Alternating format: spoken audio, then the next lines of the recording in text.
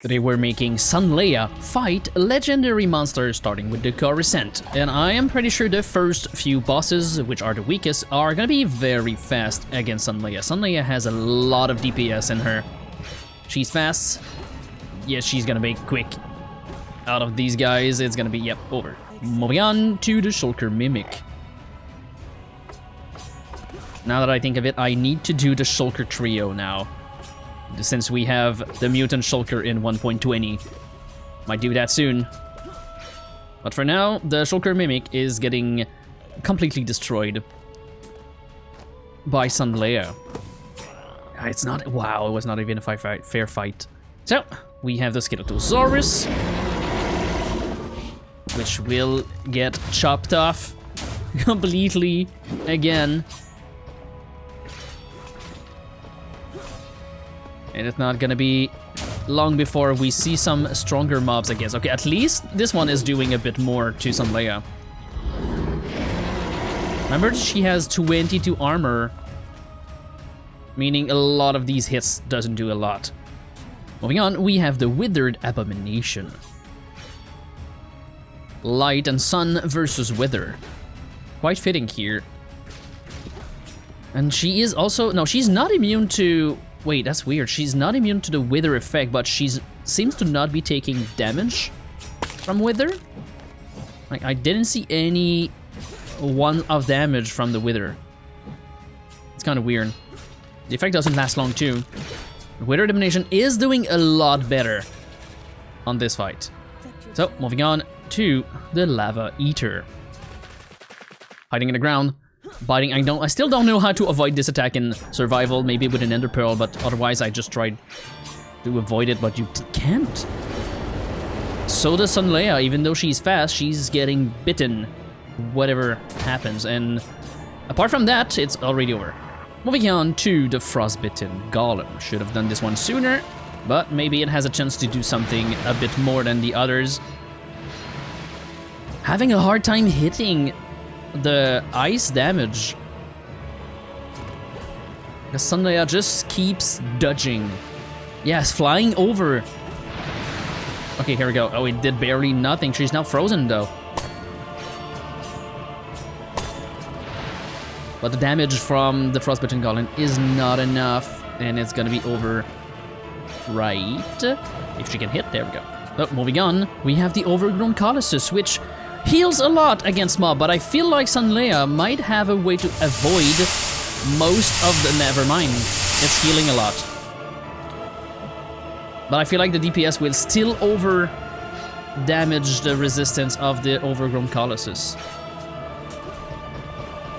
Why do I have a very strange feeling of deja vu, like I've already done this before? Anyway, there's new bosses now. Then we have the Doom Sentinel, which... well, it has a lot of knockback, so it doesn't like to be close, but it's not fast enough. It's taking too much damage, and the explosion are too weak for Sunleia to take any damage from that. She's going to dice up the cannon. This giant sand pea shooter will die very soon. Although it's immune to projectile, it seems, the Sunleia... Yeah, there we go, it's over. Moving on to one of the strongest mini-boss, the Annihilation Pursuer. And yeah, even if it's all... Here's the grab. Interesting. It managed to grab it, and it's not taking damage while it grabbed, but it's not doing damage, and she's already back in action. Yeah, the attacks are...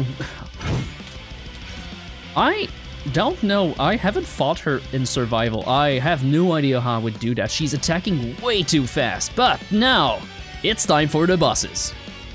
And this is where things might change a lot, starting with the Cumulonimbus, the oldest bosses added to the mod.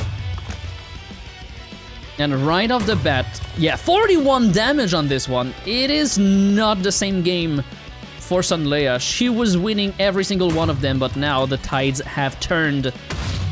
She is getting decimated. Although, it's slowing down.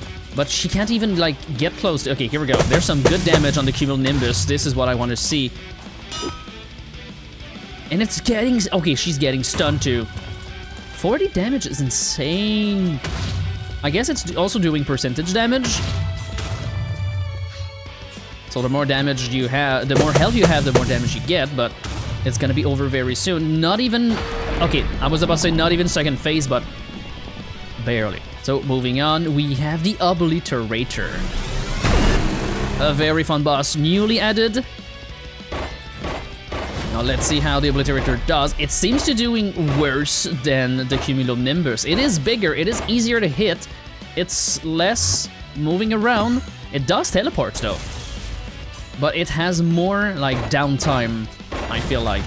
So it's more hit on it, but it still has a lot of armor, and Sunleia's not doing a lot this time.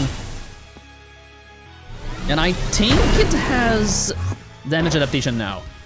Yeah, it's taking less damage per hit. Not a fan, but we gotta deal with that. And it's over. Oh, second phase again. And finally, let's see against the Pussis Paladin. Meaning, this is going to be over quick, and we need to talk about something I haven't talked about in the Cataclysm video, which is Pussis Paladin is reducing the max HP of the target. Sunleia has 1 HP right now, by the way. She has 1 out of 1. This was over in a matter of seconds. This guy, which it doesn't work on Cataclysm boss and some other bosses, but reduces the max HP of a mob. That's insane. Look at that. 320 after a hit, 256. It has an effect. What is this effect? That's so interesting.